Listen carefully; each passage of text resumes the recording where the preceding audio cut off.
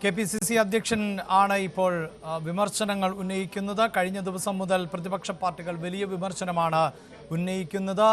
ബിന്ദുവിന്റെ മരണത്തിന് ഉത്തരവാദികൾ ഭരണകൂടമാണ് എന്ന വിമർശനം തന്നെയാണ് KPCC അധ്യക്ഷൻ ഉന്നയിക്കുന്നത്. ഇന്ന് സംസ്ഥാന വ്യാപകമായി തന്റെ പലയിടങ്ങളിലും പ്രതിഷേധ പരിപാടികൾ നടക്കുന്നുണ്ട്, കോൺഗ്രസിന്റെയും BJPയുടെയും നേതൃത്വത്തിൽ. അതേസമയം ബിന്ദുവിന്റെ മൃതദേഹം ഇപ്പോൾ വസതിയിൽ എത്തിച്ചിട്ടുണ്ട്. ഇപ്പോൾ നിരവധി ആളുകൾ ആണ് അന്ത്യോപചാരം അർപ്പിക്കുന്നതിന് വേണ്ടി തലയോലപ്പറമ്പിലെ വസതിയിലേക്ക് എത്തിക്കൊണ്ടിരിക്കുന്നത്. അല്പസമയത്തിനകം തന്നെ സംസ്കാര ചടങ്ങുകൾ നടക്കും. നേരത്തെ ബിന്ദുവിൻ്റെ ഭർത്താവ് ന്യൂസ് 18നോട് പ്രതികരിച്ചിരുന്നു.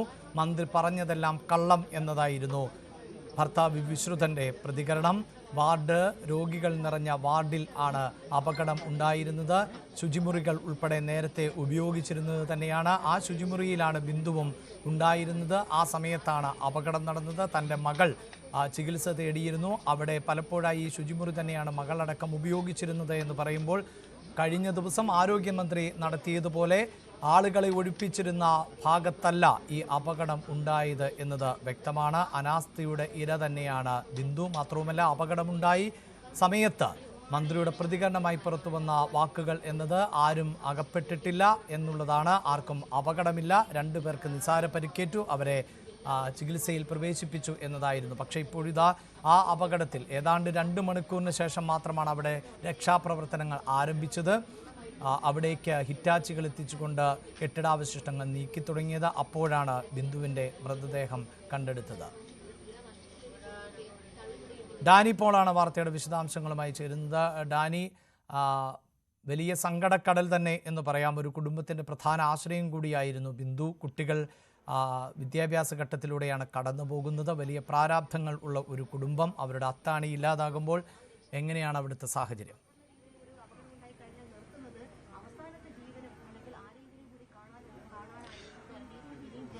അഭിലാഷ്, ഇവിടെ പൊതുദർശനം കാര്യങ്ങളെല്ലാം തന്നെ നടപടികൾ പുരോഗമിക്കുകയാണ്. നിരവധിയായ ആളുകൾ ഇവിടേക്ക് വന്നുകൊണ്ടിരിക്കുന്നു. ഇപ്പോൾ നമ്മൾ മനസ്സിലാക്കുന്നതനുസരിച്ച് ഇത് കുറച്ച് സമയം കൂടി ദീർഘിപ്പിച്ചേക്കാം. ഒരുപക്ഷെ 12 മണിയോടുകൂടി ആയിരിക്കും അതിന് ചില മതപരമായ ചടങ്ങുകൾ കൂടി ഇതുമായി ബന്ധപ്പെട്ട് പൂർത്തിയാക്കേണ്ടതുണ്ട്. അതുകൊണ്ട് ഒരുപക്ഷെ 12 മണിയോടുകൂടി ആയിരിക്കാം സംസ്കാര ചടങ്ങുകൾ എന്നാണ് നമുക്കിപ്പോൾ അറിയാനായിട്ട് സാധിക്കുന്നത്. ഇപ്പോൾ മറ്റു 2 അറിയിപ്പുകൾ കൂടി വരുന്നത്, ഒന്ന്, പ്രതിപക്ഷ നേതാവ് ഏതാണ്ട് 11:30യോടുകൂടി ഇവിടേക്ക് എത്തുമെന്നാണ് പറഞ്ഞിരിക്കുന്നത്. കുടുംബത്തെ സന്ദർശിക്കും എന്ന് പറഞ്ഞിട്ടുണ്ട്. അതോടൊപ്പം തന്നെ ഇന്ന് മന്ത്രി VN വാസവൻ വൈകിട്ട് ഇവിടേക്ക് എത്തുമെന്ന് അറിയിച്ചിരിക്കുന്നു. KPCC പ്രസിഡന്റും ഇന്ന് ഉച്ചയ്ക്ക് മുൻപായിട്ട് ഇവിടേക്ക് വരുമെന്നാണ് അറിയിക്കുന്നത്. അങ്ങനെ പ്രമുഖർ എല്ലാവരും തന്നെ ഇവിടേക്ക് വരികയും ഈ കാര്യങ്ങളിൽ അവരുടെ ഒരു കുടുംബത്തിനെ അനുശോചനം രേഖപ്പെടുത്തി കടന്നു പോവുകയും ചെയ്യുന്നു.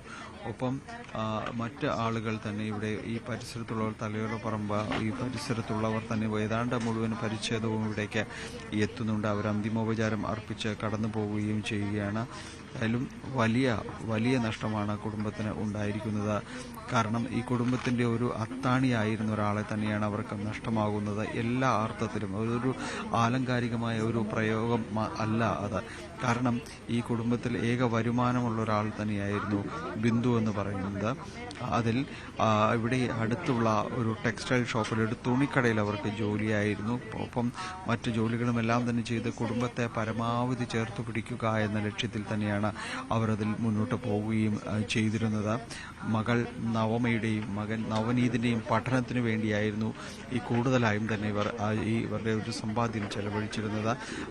പിതാവ് വിശ്രുതൻ, അതായത് കുട്ടികളുടെ ബിന്ദുവിൻ്റെ ഭർത്താവ് വിശ്രുതൻ ആകട്ടെ കഴിഞ്ഞ കുറച്ച് നാളുകളായി ജോലിക്ക് പോകാൻ കഴിയുന്നൊരവസ്ഥയിലല്ല. കാരണം ശാരീരിക അസ്വസ്ഥതകളും കാര്യങ്ങളും എല്ലാം കൊണ്ട് അദ്ദേഹത്തിന് ജോലിക്ക് പോകാൻ കഴിയാത്തൊരു സ്ഥിതിയിലാണ്. അപ്പോൾ ഈ കുടുംബത്തിൻ്റെ മുഴുവൻ ബാധ്യതകളും ചുമതലകളും ഏറ്റെടുത്തുകൊണ്ടാണ് ബിന്ദു മുന്നോട്ട് പോയിരുന്നത്. എല്ലാ രീതിയിലും തന്നെ അവരെ കുട്ടികളെ പഠിപ്പിച്ച് അവരെ ഒരു ഉന്നതിയിലെത്തിക്കുക, അവർക്ക് സഹായമാവുന്ന രീതിയിലേക്ക് മുഴുവൻ കാര്യങ്ങളും ക്രമീകരിക്കുക എന്നത് മാത്രമായിരുന്നു ഈ ഒരു സാധുശ്രീയുടെ ലക്ഷ്യമായിട്ടുണ്ടായിരുന്നത്. മകൻ തൻ്റെ പഠനം പൂർത്തിയാക്കി, എഞ്ചിനീയറിംഗ് പഠനം പൂർത്തിയാക്കിക്കൊണ്ട് കൊച്ചിയിൽ ജോലിയിലേക്ക് പ്രവേശിച്ചു. മകൾ നഴ്സിംഗ് പഠനത്തിൻ്റെ ഒരു അവസാന ഘട്ടത്തിലാണ് എത്തി നിൽക്കുന്നത്. അങ്ങനെ കുടുംബം ഒന്ന് രക്ഷപ്പെടുന്ന ഒരു അവസ്ഥയിലേക്കാണ് കാര്യങ്ങൾ എത്തിയിരുന്നത്. അപ്പോഴാണ് ഈ ഒരു ദുരന്തം അവരുടെ മുന്നിലേക്ക് എത്തുകയും ചെയ്യുന്നത്. ഇതിൽ മകൻ കഴിഞ്ഞ മാസമാണ് അവൻ ജോലിക്ക് കയറിയത്. അതിനുശേഷം അവൻ ലഭിച്ച ആദ്യത്തെ ശമ്പളം മാതാവിൻ്റെ കയ്യിൽ, ബിന്ദുവിൻ്റെ കയ്യിൽ കൊടുക്കണമെന്നത് ഒരു ആഗ്രഹമായിരുന്നു. അതിനുവേണ്ടി അവൻ കാത്തിരിക്കുകയുമായിരുന്നു. ഈ ആഴ്ചയുടെ തുടക്കത്തിലാണ് ബിന്ദുവിനെ ആശുപത്രിയിൽ പ്രവേശിപ്പിക്കുന്നത്. ബിന്ദുവിൻ്റെ മകൾ നവമിയെ ആശുപത്രിയിൽ പ്രവേശിപ്പിക്കുന്നത്. നവമിയുടെ ചികിത്സയ്ക്ക് വേണ്ടി, അവൾക്ക് കൂട്ടിരിപ്പിന് വേണ്ടിയാണ് ബിന്ദു അവിടേക്ക് ചെല്ലുന്നത്. മകൾ രോഗവിമുക്തി പ്രാപിച്ച് തിരിച്ചെത്തുക, വളരെ സന്തോഷത്തോടു കൂടി അവിടെ നിന്ന് മടങ്ങുക, മകൾ പഠിക്കുന്നതിന് വേണ്ടി പിന്നീട് മാറുക, അങ്ങനെ പല ആശയങ്ങളിലൂടെയുമാണ് കുടുംബം അവിടേക്ക് എത്തുന്നത്. പക്ഷെ അതെല്ലാം തന്നെ ഒരു നിമിഷാർത്ഥം കൊണ്ട് തന്നെ ഇല്ലാതാവുന്ന സ്ഥിതിയിലേക്കാണ് ആ കാര്യങ്ങൾ എത്തിയത്.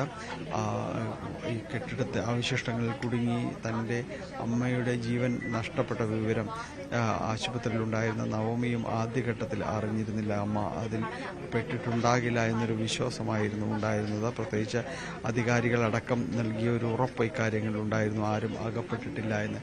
അതിൽ തന്നെയാണ് പൂർണ്ണമായും അവരും വിശ്വസിച്ചിരുന്നത്. പക്ഷേ അതെല്ലാം തന്നെ വെറും വാക്കായി മാറുകയും ചെയ്തു എന്നതാണ് പിന്നീടുള്ള ഒരു അനുഭവങ്ങളിൽ ഉണ്ടായിരുന്നത്. എന്തായാലും ഇപ്പോൾ ബിന്ദുവിൻ്റെ മൃതദേഹം ഇവിടെ സ്വകാര്യ ആശുപത്രിയിൽ പോസ്റ്റ്മോർട്ടത്തിന് ശേഷം സൂക്ഷിച്ചിരിക്കുകയായിരുന്നു.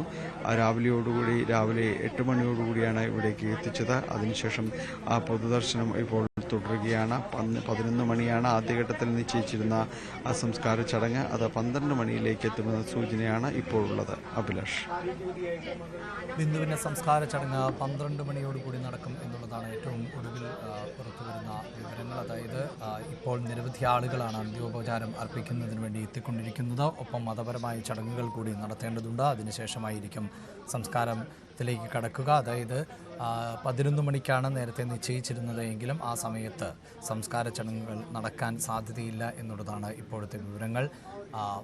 ബിന്ദുവിൻ്റെ കുടുംബത്തിൽ സംസ്കാര ചടങ്ങിനുള്ള എല്ലാ ഒരുക്കങ്ങളും നേരത്തെ തന്നെ പൂർത്തിയാക്കിയിരുന്നു. ഇപ്പോൾ പൊതുദർശനം തുടരുകയാണ്. നിരവധി ആളുകളാണ്, പ്രദേശവാസികളായിട്ടുള്ള നിരവധി ആളുകൾ എല്ലാം അവിടേക്ക് എത്തുന്നുണ്ട്. ഒപ്പം രാഷ്ട്രീയ സാമൂഹിക രംഗങ്ങളിലെ നിരവധി ആളുകളും ഇപ്പോൾ അന്ത്യോപചാരം അർപ്പിക്കുന്നതിനായി എത്തിയിട്ടുണ്ട്.